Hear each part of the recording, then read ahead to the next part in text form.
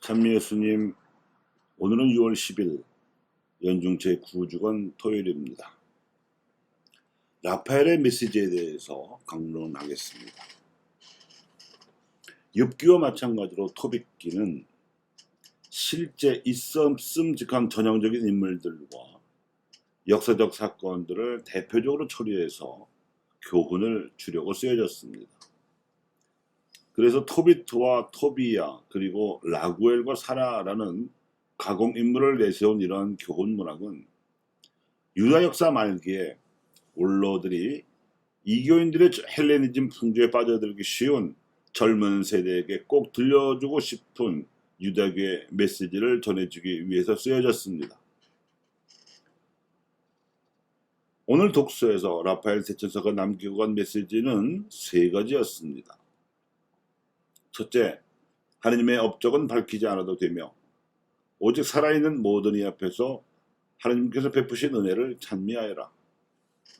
둘째, 진실한 기도와 의로운 자손으로 베푸는 선행이 하느님을 찬양하는 일이다. 셋째, 진실하게 기도를 바치면 대천사가 듣고 하느님께 전해드린다. 그리고 기도에 응답하러 대천사가 지상으로 파견된다. 그런가 하면 오늘 복음은 군중에게 율법학자들의 위선을 경고하면서 신심 깊은 가난한 과부의 봉헌을 칭찬하시는 예수님의 말씀을 전해주었습니다. 부유했던 율법학자들은 풍족한 데서 얼마씩 넣었지만 그 과부는 궁핍한 가운데에서도 가진 것을 모두 다 넣었다는 것입니다. 이것이 봉헌의 진정성입니다. 박해시대 모두가 궁핍했던 교우전 신자들은 그 과부의 진정성을 올곧게 실천하였고, 이 전통을 물려받은 구교우들도 주일 미사에 헌금을 바칠 때에는 다만 얼마라도 헌 지폐를 다림질해가며 새돈처럼 다듬어서 봉투에 넣어 정성껏 봉헌하곤 하였습니다. 얼마를 바치면 더 크게 갚아주시리라는 헛된 기대는 하지 않았습니다. 더 받을 것을 기대하고 바친다면 그것은 봉헌이 아니라 투자로 전락하는 것이며 심하면 하나님과 거래하려는 교만의 죄를 범하는 것입니다. 봉헌의 진정성은 자신의 땀 흘려 얻은 것을 감사하는 마음으로 귀하게 바치는 데서 나타납니다. 이러고 보면 그 가난한 과부는 라파엘 대천사의 두 번째 충고를 귀담아 들었던 전형적인 유다인 아나빔이었고 자신의 삶과 재산으로 하나님을 찬양한 귀감이었습니다.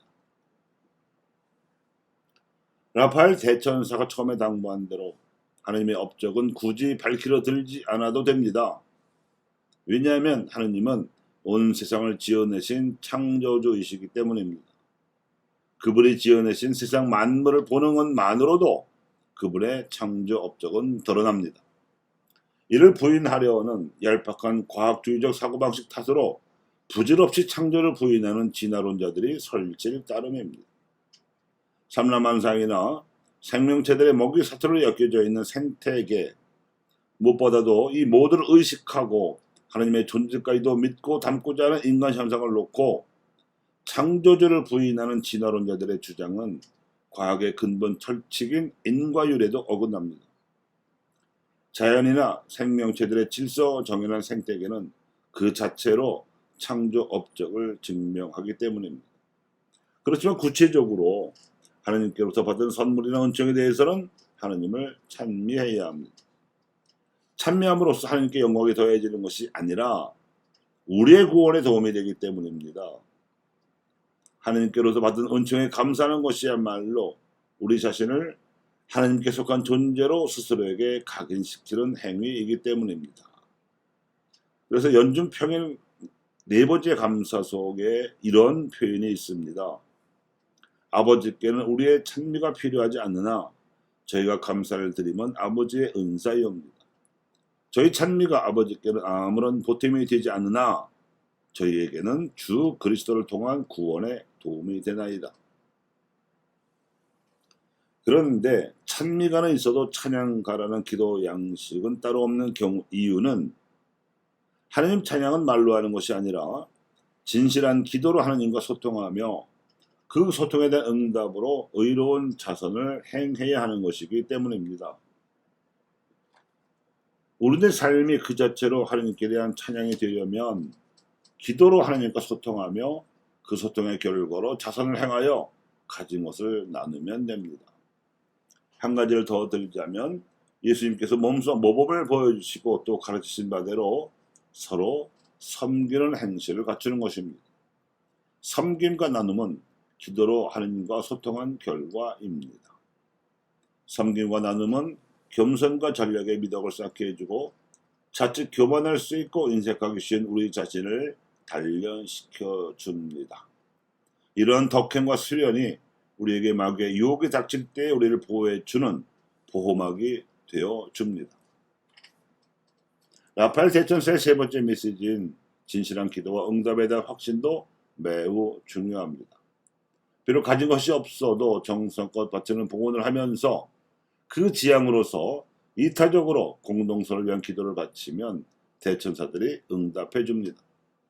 기도하면 반드시 응답을 받는다는 이러한 영적 질서는 계절이 순환되고 별들이 자전과 공전을 규칙적으로 하고 있는 자연질서 이상으로 확실하고 정교한 것입니다.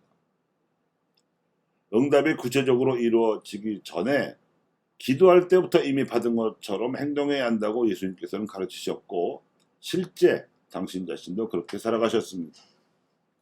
너희가 기도하며 청하는 것이 무엇이든 그것을 이미 받은 줄로 믿어라. 그러면 너희에게 그대로 이루어질 것이다. 교우 여러분, 세상 모든 일을 섭리하시는 하느님을 찬양하시기 바랍니다.